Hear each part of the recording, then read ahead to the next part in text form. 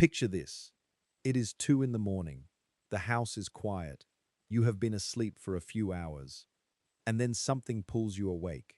Not pain exactly, but a strange electric buzzing in your toes. A tingling that creeps along the sole of your foot, like a current that cannot find its ground. You shift. You flex your foot. You wait. And slowly it fades. So you close your eyes and tell yourself the same thing you told yourself last week and the week before that. It is just my age. But what if that explanation, as comfortable and familiar as it is actually wrong? What if that sensation, the one you have quietly accepted as part of growing older, is not a feature of aging at all, but a signal, a message from a system inside your body that is working exactly as designed, sending you a very specific warning that something upstream has quietly started to break down? That question changes everything, because a signal can be answered, a message can be understood. And once you understand what your body is actually trying to tell you, the path forward becomes far less mysterious than you might expect. My name is Dr. James Harlow. I have spent more than 20 years working with older adults navigating exactly this kind of experience. And in this video, I am going to walk you through the real biology behind nighttime tingling and numbness in the legs and feet. What is actually causing it at the cellular level? Which specific muscles are involved? What movements help restore normal function? And what two nutrients your nerves may be quietly starving for? We are going to cover all of it. And I promise by the end of this video, you will understand your own body in a way that your doctor has probably never had the time to explain. Stay with me. This is important. Before we talk about what to do, we need to talk about what is happening. Because most people have been given an incomplete picture, and an incomplete picture leads to incomplete solutions. When older adults mention tingling or numbness in their feet to a physician, the conversation tends to follow a predictable track. Blood sugar is checked. Circulation is mentioned. The term peripheral neuropathy may come up, a broad clinical label that covers nerve dysfunction in the extremities. These are all relevant starting points. But there is a layer of this story that rarely gets explained in a 15-minute appointment, and it is the layer that matters most for most people experiencing this. Here is the part almost nobody tells you clearly. Your heart is a remarkable pump. It drives blood downward through your arteries, into your legs and feet, with considerable force. Gravity assists that journey. What gravity does not assist, in fact, what gravity actively works against, is the return trip. Getting blood back up from your feet, your ankles, and your calves to your heart requires a completely different system. And that system does not live in your chest. It lives in your legs. Specifically, it lives in your calf muscles. The soleus and the gastrocnemius, the two primary muscles that make up your calf, act as a biological pump every time they contract. When you walk, when you push off the ground, when you rise onto your toes, these muscles squeeze the deep veins of your lower leg. That squeezing action pushes blood upward against gravity, back toward the heart. Physiologists call this the venous muscle pump. And for most of human history, it worked constantly, because human beings spent most of their time walking, standing, and moving. The modern sedentary lifestyle has quietly undermined this system in a way that has profound consequences for nerve health. When people sit for extended periods, watching television, reading, riding in a car, sitting at a computer, those calf muscles are essentially inactive. The venous pump stops. Blood begins to pool in the lower legs and feet. The small capillaries, the microscopic blood vessels that deliver oxygen and nutrients directly to your nerve fibers, begin to receive less of what they need. And nerve fibers, which are among the most metabolically demanding structures in the human body, respond to oxygen deprivation very quickly. They begin to misfire. They send distorted signals. They generate that strange electric buzz. They produce numbness where sensation should be. This is not a disease process in most cases. It is a supply problem. The nerves are not broken. They are undernourished. And undernourished is a problem that can be addressed. But there is one more layer to this that makes the situation particularly interesting after the age of 65.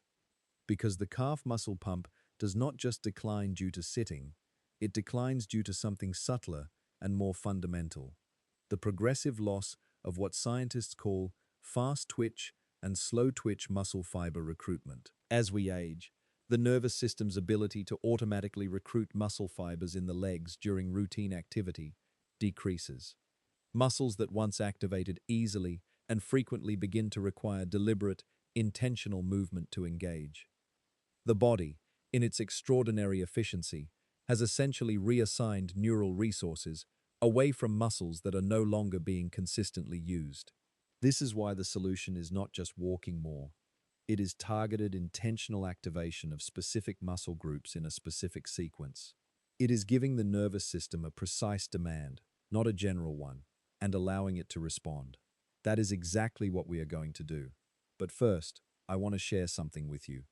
It is a story that permanently changed how I think about this problem. Several years ago, a woman named Margaret came into my clinic.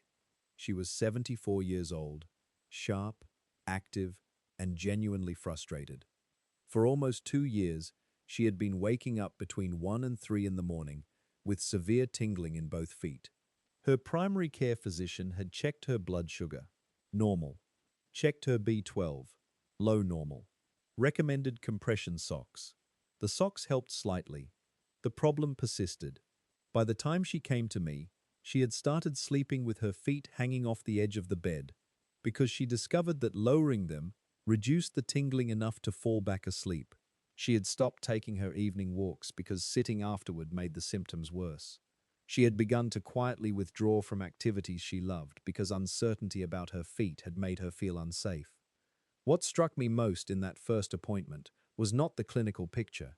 It was something she said almost as an aside.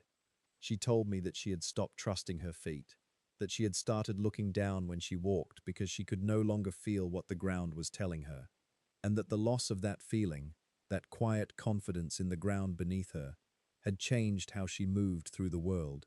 We worked together for 6 weeks. We made no medication changes.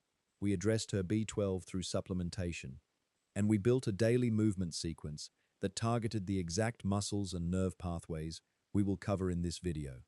By week 4, she was sleeping through the night, 5 out of 7 nights. By week 6, she had resumed her evening walks. She came back 8 weeks later and told me, simply, "I trust my feet again." I share this not to promise you the same outcome. Every person is different, every body is different, and nothing in this video is a substitute for individual medical guidance. I share it because Margaret's story illustrates something I have seen repeatedly over 2 decades of practice: the body's capacity for recovery, even in the 7th and 8th decades of life, is consistently greater than people expect. The limiting factor is almost never biology. It is usually information. People simply do not know what to do, or why to do it. That is what this video is here to change. Every effective rehabilitation sequence begins at the problem's origin point. In the case of lower leg nerve tingling, that origin is the foot itself, specifically the intrinsic muscles that live inside the foot and the circulation that feeds them. Inside your toes and along the arch of your foot are small muscles called the intrinsic muscles of the foot. Their job is to grip, balance, push off, and stabilize the foot against whatever surface you are standing on. In active people, these muscles fire hundreds of times during a typical walk. But in people who have become more sedentary, especially those spending long hours in well-cushioned, supportive shoes, these intrinsic muscles can become profoundly dormant, not damaged, not diseased, simply switched off through prolonged disuse. When these muscles go quiet, the capillary beds they surround receive less blood.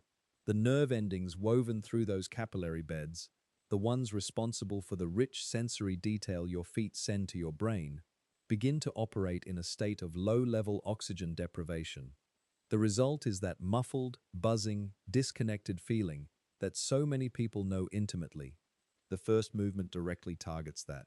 Sit upright in a firm chair with both feet flat on the floor. Feel the full surface of your soles against the ground. Now, very slowly, curl your toes downward, as if you are trying to grip the floor through your shoe. Hold that curl for 3 full seconds. Feel the arch tighten slightly. Feel the base of the toes engage. Then release completely. Let the foot go entirely soft for 1 second. Then curl again. The 3-second hold is not arbitrary. Muscle physiology research consistently shows that sustained contractions of 2 to 3 seconds recruit slow-twitch muscle fibers far more effectively than rapid pulses. Slow-twitch fibers dominate the intrinsic foot muscles. Longer holds also create greater intramuscular pressure changes, which drives microcirculation more powerfully through the smallest blood vessels in the foot. You are creating a gentle hydraulic event inside your own tissues with every repetition. After 10 repetitions of the toe curl, lift one foot slightly off the floor and begin ankle circles. Make them large and deliberate. Imagine drawing the biggest circle possible in the air with your big toe. 5 rotations in one direction, 5 in the other. Then switch feet. Throughout this, keep your shoulders relaxed and your breathing easy. All the effort is from the ankle downward. Every rotation moves synovial fluid through the joint, maintaining the cartilage. It stretches the retinaculum, the connective tissue that holds tendons in place around the ankle, keeping those channels supple. And it contracts and releases the small muscles wrapping the ankle from all directions. Each contraction acting as a miniature pump stroke, pushing stagnant fluid upward and drawing in fresh blood. Do this sequence every morning before you stand up and every evening before you sleep. Within 2 to 3 weeks of daily practice, most people notice that the morning numbness begins to clear more quickly. The feet feel slightly more present. The buzzing at night becomes less insistent. Small changes, but real ones. Once the intrinsic muscles have been gently reactivated, the next step goes deeper, into the nerve endings themselves, and the capillary network that feeds them. The sole of the human foot contains one of the highest concentrations of sensory nerve endings anywhere in the body. These nerve endings are responsible for proprioception, your body's internal sense of where it is in space. They tell your brain, in real time, how much weight is on each part of the foot, what the texture of the ground feels like, and how to make hundreds of micro adjustments in balance with every step. When circulation is poor and the intrinsic muscles are inactive, this proprioceptive sensitivity becomes muffled. The soles go informationally quiet, and when the brain receives less data from the feet, it compensates by making people look down when they walk, hesitate before stepping, and feel uncertain about their footing. For this next practice, you need one firm ball. A tennis ball is ideal. A slightly harder rubber ball is even better. Place it on the floor. Sit in your chair. Rest the sole of one foot on top of it, with gentle but firm downward pressure. Now begin to roll. Forward toward the toes. Backward toward the heel. Across from the inner arch to the outer edge. Then in slow clockwise and counterclockwise circles. Keep the pressure steady and the speed slow. As you roll, pay close attention to spots that feel more tender or sensitive than the surrounding tissue. These areas correspond consistently to zones where blood flow has been most restricted and where nerve compression is most likely. When you find one, pause. Apply steady, gentle pressure for 10 to 15 seconds. You may feel the sensitivity ease slightly as you hold. That is the tissue responding. Vessels dilating. Blood beginning to move into tissue that has been congested. Then continue rolling. After the rolling, position the ball specifically under your toes. Now try to grip it. Press your toes down and around the ball as if trying to hold it in place through toe muscle strength alone. Most people over 70 find this nearly impossible on the first attempt. Do not be discouraged by that. The difficulty is the information. It reveals exactly how dormant those intrinsic toe muscles have become. And the attempt, even if the movement is minimal, sends a powerful reactivation signal through the motor pathways to those muscles. Spend 5 to 8 minutes on each foot. Do both feet every session, even if only one foot is symptomatic. The body functions best in bilateral balance. Before we continue, I want to ask you something. Right now, in the comments below, tell me this.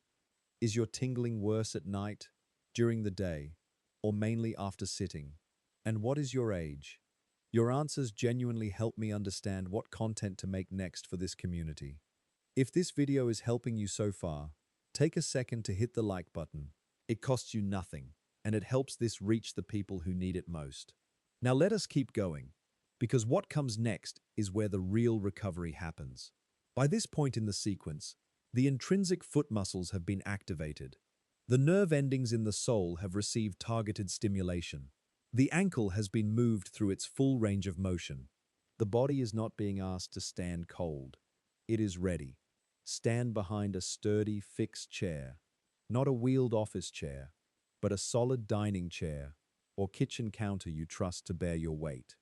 Place both hands on the support lightly, feet hip-width apart, toes pointing forward or just slightly outward, whichever feels natural to you. Take a moment before moving. Feel both soles fully against the floor. The movement is a slow, deliberate rocking. Shift your weight gently forward, not onto your tiptoes, but toward the balls of your feet and toes. Feel the heels begin to lighten. Hold for 2 or 3 seconds, then slowly rock your weight backward. Let the front of the foot lighten as the heels press more firmly into the ground. Hold again, then return to center. Forward, center, back, center. Slow and continuous, like a tide. The proprioceptive nerve endings in the sole respond to changing pressure, not static pressure. When you stand completely still, those nerve endings adapt to the constant signal and quiet down. When pressure shifts, when weight moves forward and back, those nerve endings fire continuously, sending rich streams of positional information up through the spinal cord to the brain. That information keeps the nervous system actively engaged with the feet. It rebuilds the neural map of what the foot is doing, and over time, it restores the quality of sensory feedback that gives people confidence in their own movement. Keep your knees soft throughout this exercise. Not bent, simply not locked. When knees are held rigidly in extension, the calf muscles cannot engage freely. A slight, natural softness in the knee allows the calf to function as designed, as a responsive, dynamic pump rather than a structural post. 2 to 3 minutes on this movement is sufficient.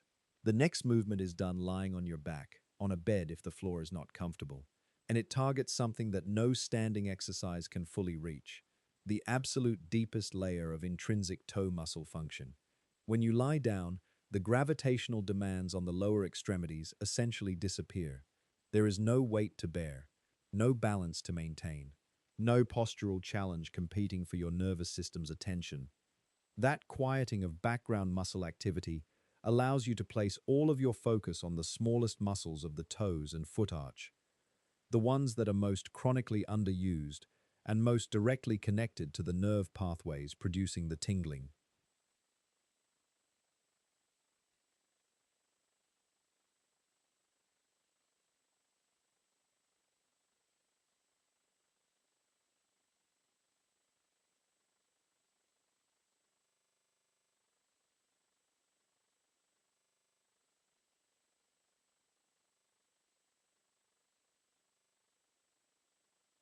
Place a small flat towel, folded once or twice, beneath the toes of one foot.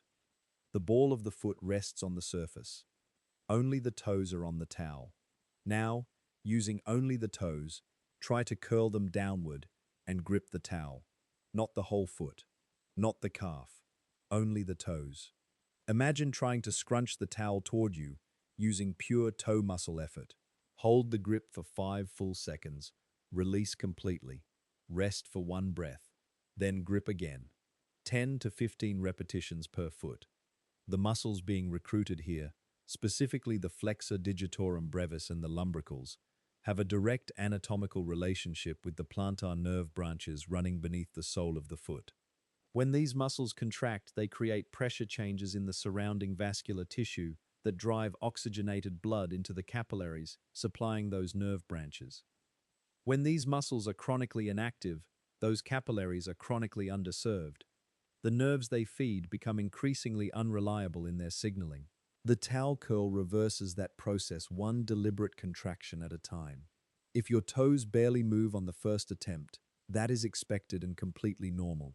Even the neurological intention, the brain's command to move those muscles, begins to rebuild the motor pathway.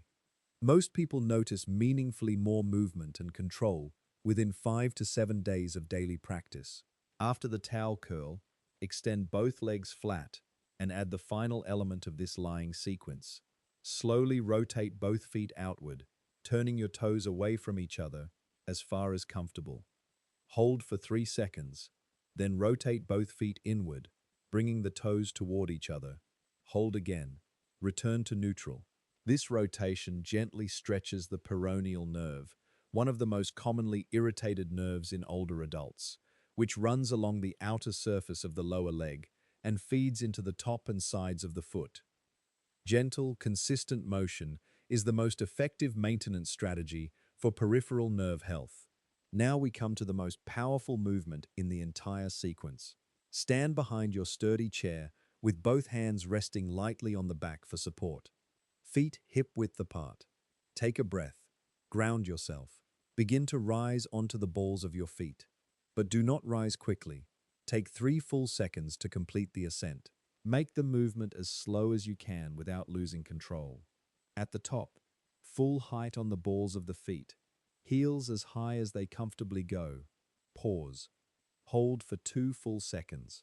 During that hold, notice the engagement in your calves. Notice the pressure through the balls of your feet. Now descend. 3 full seconds on the way down. Controlled, no dropping. The descent is not a rest, it is half the exercise. The controlled lowering of the heel is when the calf muscle performs its longest sustained contraction, generating the greatest blood pumping effect. Once both heels touch the ground, do not stop. Flow directly into the next element. Gently soften both knees. A subtle, minimal bend, nothing dramatic. Then straighten again. This recruits the thigh muscles into the sequence, creating a coordinated multi-joint contraction across the entire lower extremity. When multiple muscle groups activate together in a sequenced pattern, the venous return effect is compounded. Blood is being moved upward from multiple pump stations simultaneously.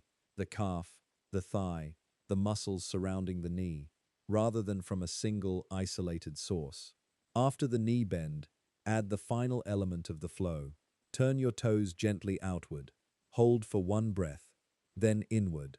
Hold for 1 breath, then return to center.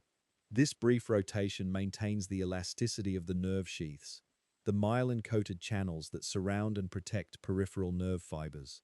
Healthy, mobile myelin allows nerve signals to travel with clarity and speed. 1 complete repetition, done properly, takes 12 to 15 seconds. Start with 8 repetitions. Work toward 15 over a period of weeks. Never rush the sequence. The slowness is not a limitation of the exercise. The slowness is the mechanism. It is where the healing happens. Many people who practice this movement daily begin to notice changes within 3 to 4 weeks. The nighttime tingling becomes less intense. The morning numbness clears faster. Walks feel more grounded. The feet begin to feel present in a way they have not for some time. Movement alone will take you far, but not all the way, because nerves are not just mechanical structures that need blood flow. They are living biological tissue that requires specific raw materials to maintain their architecture, transmit their signals, and repair themselves continuously over time. And 2 nutrients in particular are so foundational to this process that their deficiency can produce symptoms that look, feel, and behave almost identically to the circulation-driven tingling we have been discussing. The first is vitamin B12. Vitamin B12 is essential for the production and maintenance of myelin, the protective fatty sheath that wraps around every peripheral nerve fiber in your body. If you visualize a nerve fiber as an electrical wire, myelin is the insulation. Without adequate myelin, signals travel erratically. They misfire. They fade mid-transmission. They generate static where clarity should be. The sensory experience of inadequate myelination is precisely the tingling, buzzing, and numbness that defines peripheral neuropathy. Here is what most people over 65 are not told clearly enough. The absorption of vitamin B12 from food declines significantly with age, not because of dietary choices, but because of a physiological change in the stomach. B12 absorption requires a protein called intrinsic factor, produced by specialized cells in the stomach lining. As people age, the stomach lining gradually thins, and intrinsic factor production falls. Additionally, acid-reducing medications, widely used among older adults for reflux and gastric conditions, further impair B12 absorption by reducing the stomach acid needed to release B12 from food proteins.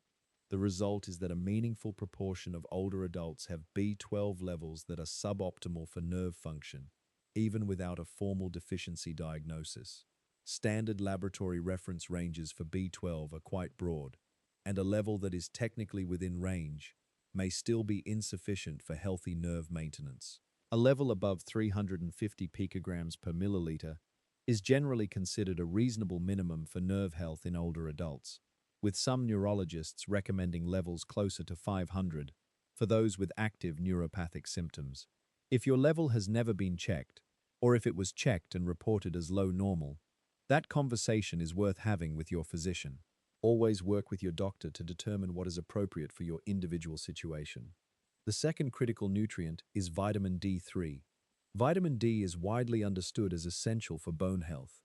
What is far less commonly explained is its direct role in peripheral nerve function. Vitamin D receptors are found on Schwann cells, the specialized cells responsible for building and maintaining myelin around peripheral nerve fibers. These receptors require adequate vitamin D to function properly. When vitamin D levels are chronically low, Schwann cell activity is impaired, myelin maintenance falls behind, and the nerve fibers they protect become increasingly vulnerable. Beyond the nerves themselves, vitamin D plays a direct role in muscle function.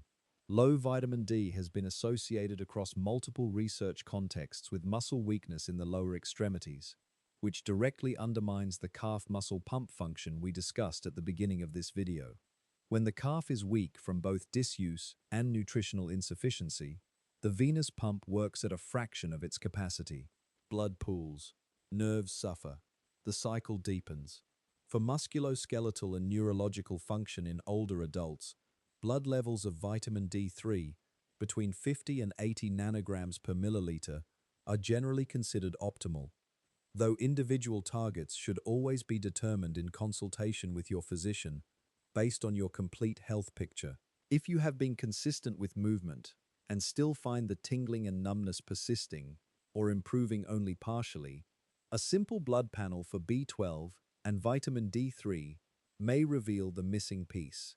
These are not specialized tests. They are standard, inexpensive, and available through any general practice physician. The results can dramatically change the direction and speed of your recovery. There is one more dimension of this story that deserves its own space, because it is consistently overlooked in conversations about peripheral nerve health, and it is something that happens, or fails to happen, every single night. Sleep is when the nervous system does its repair work. During deep, slow-wave sleep, the stages of sleep that become harder to reach as people age, the body initiates the majority of its cellular maintenance processes. Myelin repair, nerve fiber regeneration, clearance of inflammatory byproducts that accumulate in peripheral tissues throughout the day. The glymphatic system, a waste clearance mechanism in the nervous system, only discovered in relatively recent years, operates primarily during deep sleep, flushing metabolic debris from neural tissue that would otherwise accumulate and impair function. When sleep is fragmented, when people wake repeatedly through the night, this repair window is interrupted. The clearance does not complete, the myelin maintenance falls behind, and the nerve symptoms that disrupted the sleep in the first place are less effectively addressed by the very system designed to repair them. It is a self-reinforcing cycle. The tingling disturbs sleep. The disrupted sleep impairs repair. The impaired repair sustains the tingling. This is one of the most compelling reasons to take the movement sequence in this video seriously and do it consistently before bed. Better circulation in the evenings means less nocturnal pooling and congestion in the lower leg tissues. Less congestion means less nerve irritation. Less nerve irritation means fewer nighttime awakenings. More complete sleep means better repair.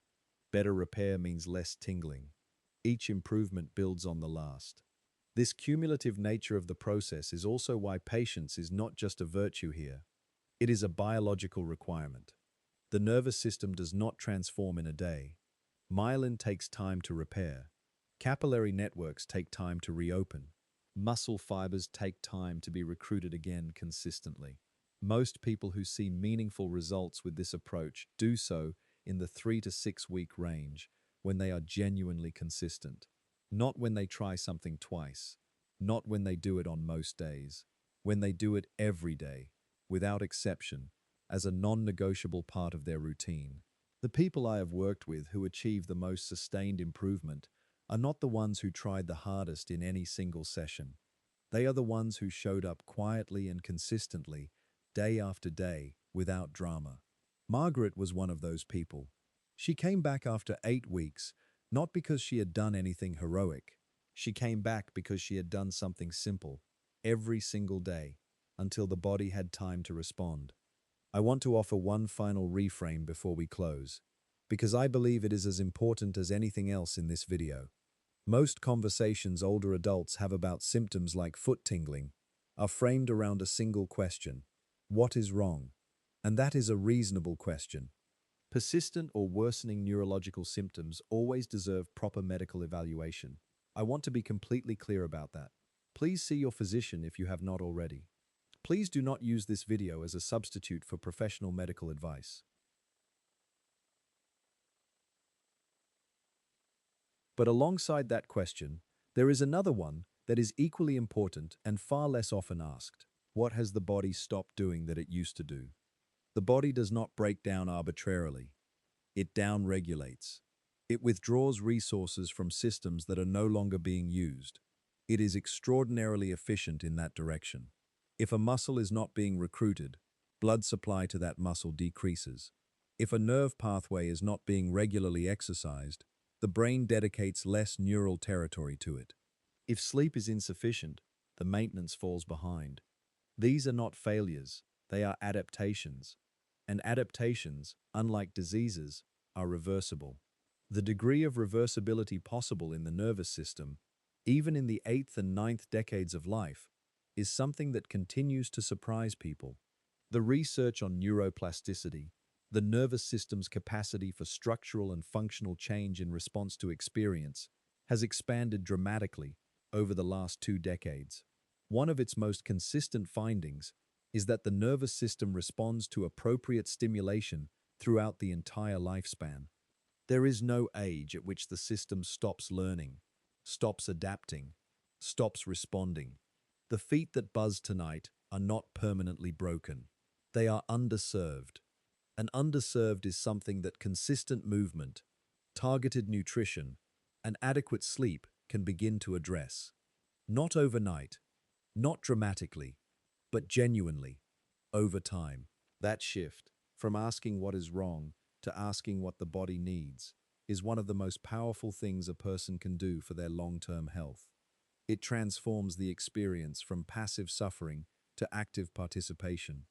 It gives the body what it needs to do what it was always designed to do: repair, adapt, respond.